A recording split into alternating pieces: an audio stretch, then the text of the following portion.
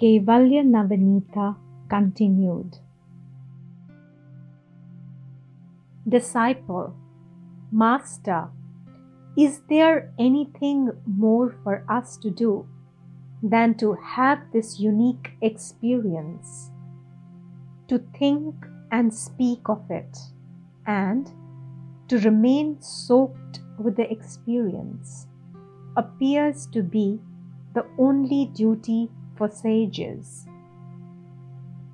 Be gracious and make clear to me how the previously mentioned Turyatita or seventh plane of knowledge is the highest. Master, after analysis, the elders say that there are 7 states of ignorance and 7 degrees of knowledge. Of them all, first hear me describe the 7 states of ignorance. The elders have named them thus: Bija Jagrat, the germinal state of waking; Jagrat, the waking state; Maha Jagrat, the waking state firmly established; Jagrat Swapna, the state of daydreaming, castles in the air; Swapna, the dream state; Swapna Jagrat, cogitation of the dream after waking up from it; and Shushupti, dreamless sleep. To explain further, the germinal waking state is the uncompounded consciousness which rises up fresh from the unitary state of being. The waking state contains the sprout of the ego, which was previously absent from the germinal state. The sprout of the I and mine, which rises up with every birth, is the firm waking state. The fussy ego, conjuring up visions, is the dreaming wakeful state. To have uncontrolled visions while sleeping after a full meal is the state of dream. To be thinking of the dreams after waking up from them is the waking dream. The dense darkness of ignorance is the state of deep slumber. These are the 7 states of ignorance. I shall now tell you the 7 stages of knowledge which bestow liberation. The elders have analyzed them as Subhecha, desire for truth; Vicharna, investigation into the truth; Tanumanasi, pure and attenuated mind;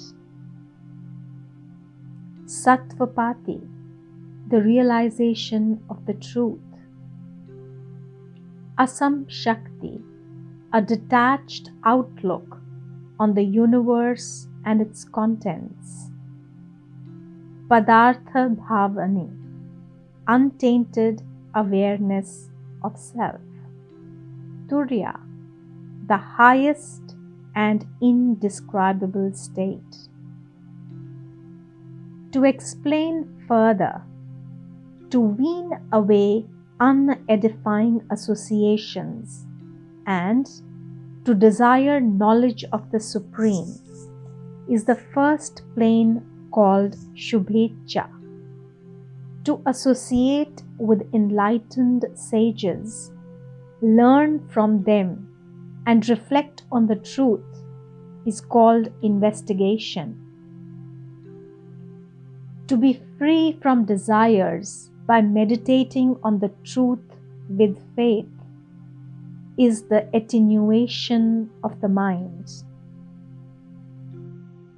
The shining forth of the highest knowledge in the mind owing to the development of the foregoing conditions is realization. To be free from illusion by firm realization of truth is the detached outlook on the universe.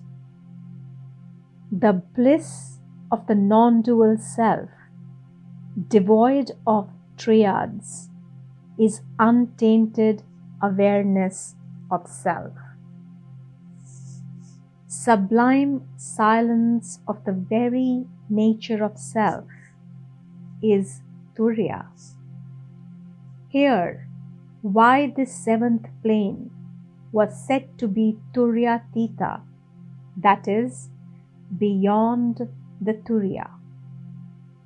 The first three planes are said to be Jagrat, that is, the waking state, because the world is perceived in them as ever before.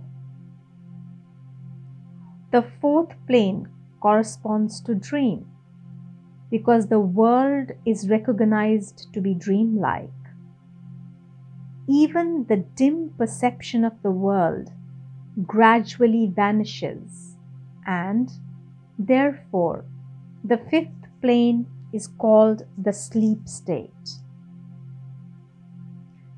Transcendental bliss prevails in the sixth, which is therefore called Turiya, that is, the fourth state relative to the foregoing waking, dream, and sleep states. The plane beyond all imagination is the seventh one, which the Vedas indicate as sublime silence, that is, Turyatita. Some sages consider the name Turiya to be in conflict with the foregoing explanation of Turyatita, which, according to them, will be the glorious liberation after disembodiment. In such a scheme, the sixth plane is the state of very deep slumber, as compared with the dreamless sleep of the fifth plane. I shall further tell you the peculiarities of these glorious planes. Those who yet remain in the first three planes are practicers and not emancipated. Brahmavids are those who have gone into the fourth plane. They are pure and liberated. Those in the next three planes are respectively Vairi, Varya, and Varishta, that is, the eminent, the more eminent, and the most eminent among the knowers of Brahman. I shall further tell you the excellence of the planes of the enlightened. Those who have remained in the first three planes and died before they reached the fourth plane go to the happy regions. Then they reincarnate and gradually gain liberation. They surely do not go to the unedifying lower planes. The first plane itself is difficult to gain. This gained, liberation is as good as gained.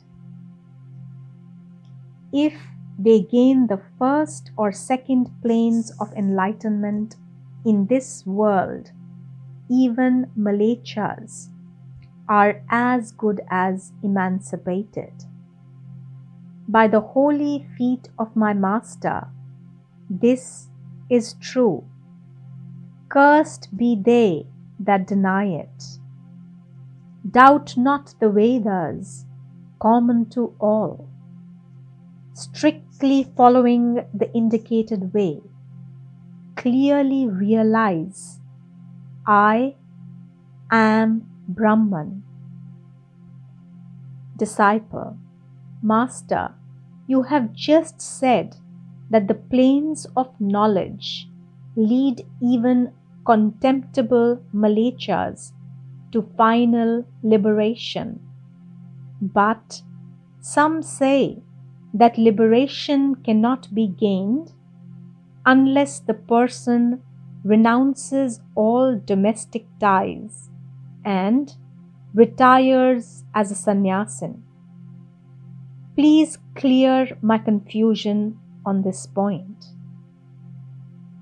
Master, son, your doubt is right.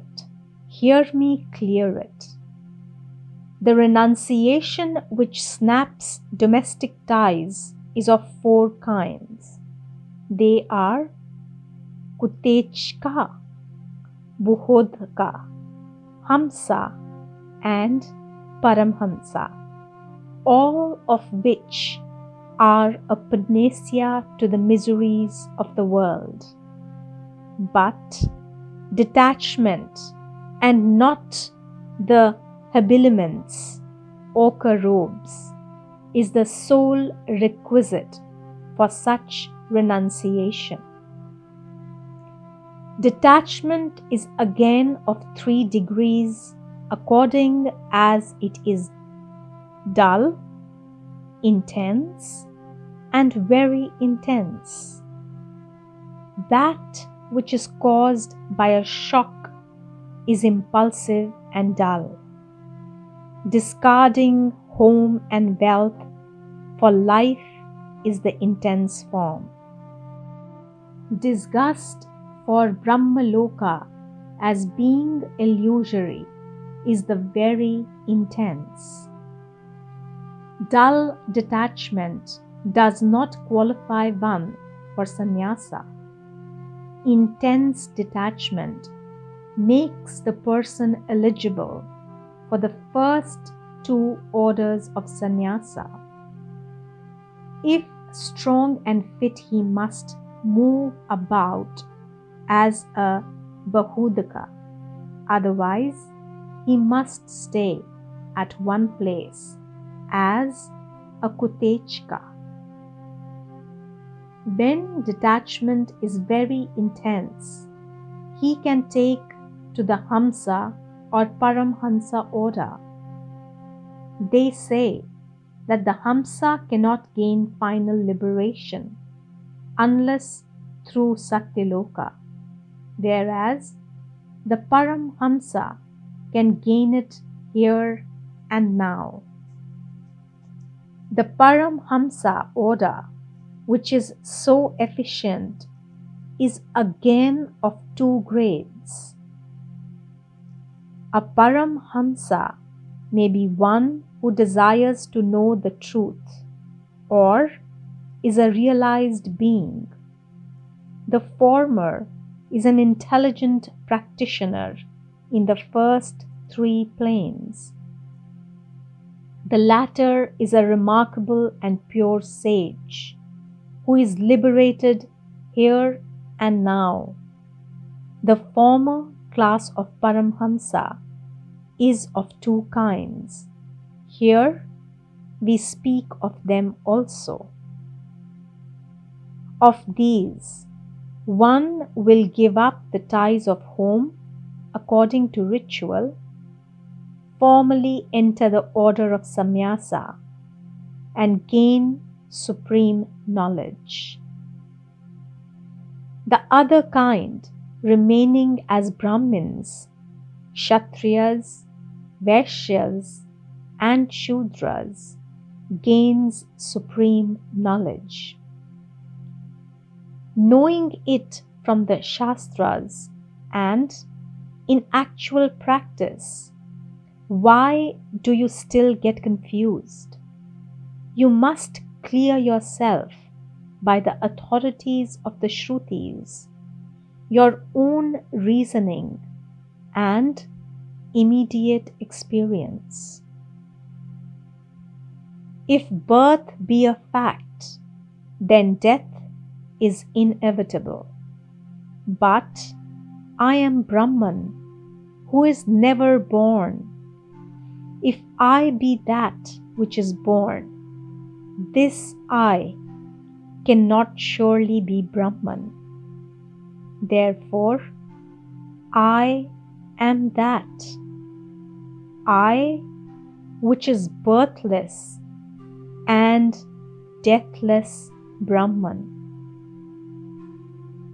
Question: if I am Brahman, how does it happen that I do not know this I?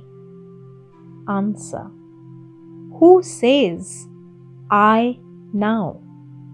Question: the intellect.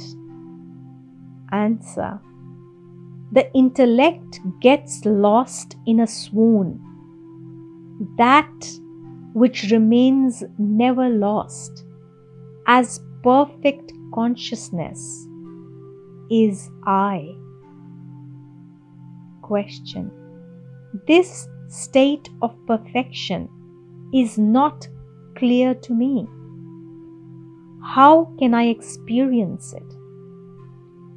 Answer: there is the experience of happiness in deep sleep, and it is that. No happiness can be experienced anywhere when a want is felt. Therefore, the self must be this perfection. This is the source of all. The cosmos originated in the imagination of the mind. Reason shows that these worlds have their being in that consciousness.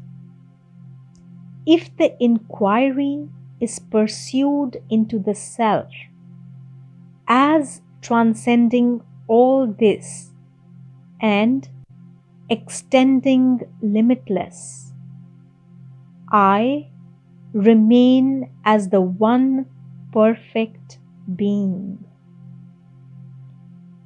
Disciple: how should I remain so that I may experience what you have described as bliss?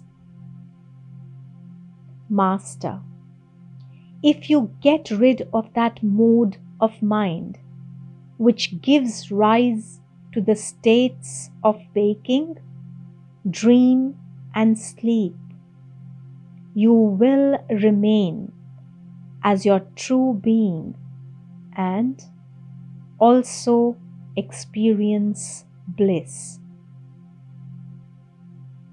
If you ask how to control the activities of the mind, rising up from its latencies, rule over the intellect and senses as your slaves, they will become extinct.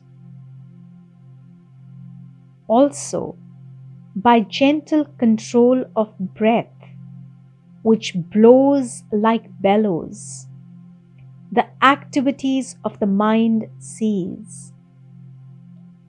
If you are not inclined to practice this yoga, they will cease.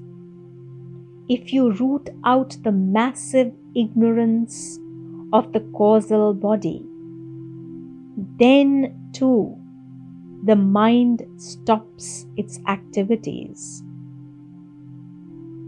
Disciple: By what means can I root out ignorance, the causal body?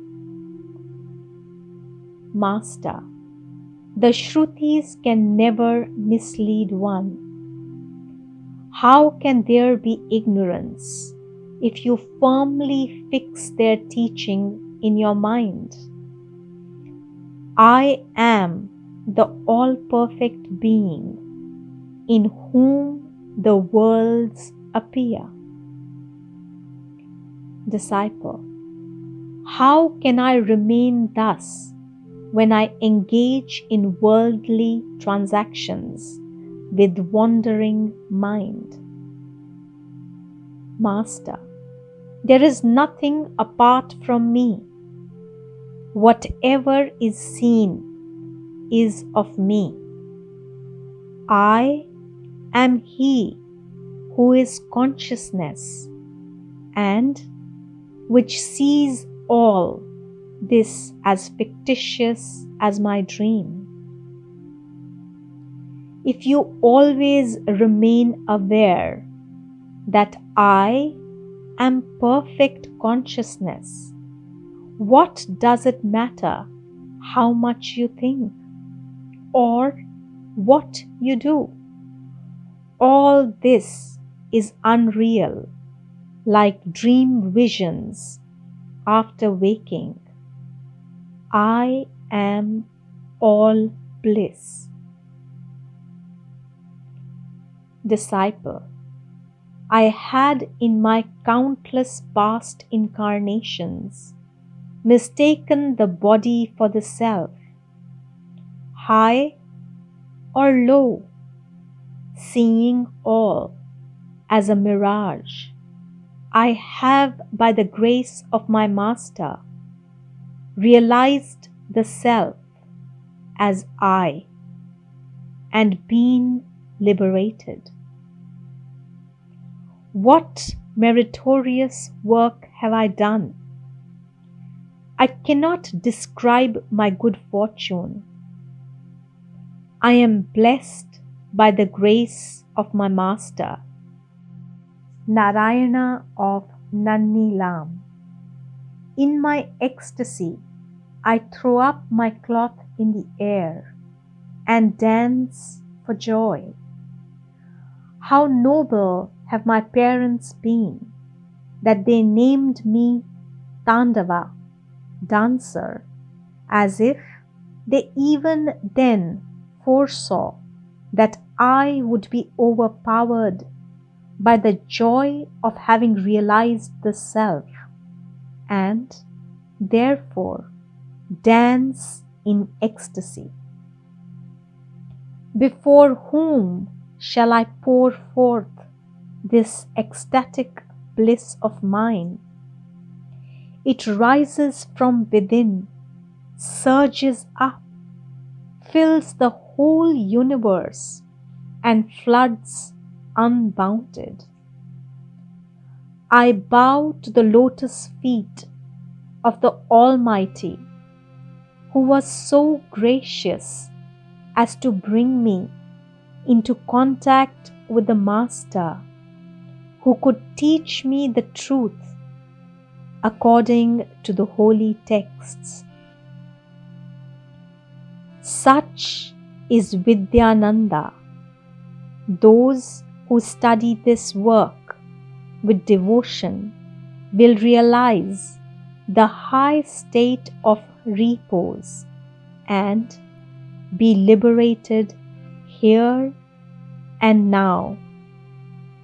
In order that all may understand clearly Vidyananda, the true spirit of the holy books, in Nannilam, Master Narayana appeared in my samadhi and commanded me to make this Kaivalya Navaneeta perfect in every detail and free from defect. Through the grace of his Lord, Tandavaraya has shown how, freeing oneself from interior and exterior, one may be converted into the One. And having been convinced that the intended sense of the Vedas, which are beyond thought, is I, and that the body and such are but modes of sound, nada, one may become the seer of all and see everything in oneself. Those who without wavering recognize the one witness of blazing luster, Turyatita, which is perfected in the meaning of those three most excellent words, that thou art, will unravel the knot of differences and, overcoming every obstacle, will be themselves converted into the Self. This is the delight of knowledge, spoken of by the Vedas. Those who worship the feet of Narayana, who has described it, and without blemish, those who through the teacher of this pupil approach the stage in which doubt is finished and steadily go forward to perfection, will obtain spotless emancipation. The author has, through the two parts of this work, kindled the sublime light of the Spirit to the end that the eternal darkness of Maya may perish, and, clearing all doubts rising from mental knowledge, which is affected by difference, has subjected the disciple to himself. Praise, praise to the author of my salvation. He placed on his head the foot of Narayana, the infinite Lord, who had made him his slave, and who, by means of the process of negation, had destroyed what through imposition had arisen as a mere fictitious appearance, and put me in such a condition that I, with eyes of grace, can remain forever the spectator. Just as the refreshingly cool water from the holy feet of one's wise master, sprinkled on one's head, confers all the merits obtained from all the holy places of pilgrimage, so also the learners of this unique work acquire the merits of all the holy books and live as sages in the world. Om.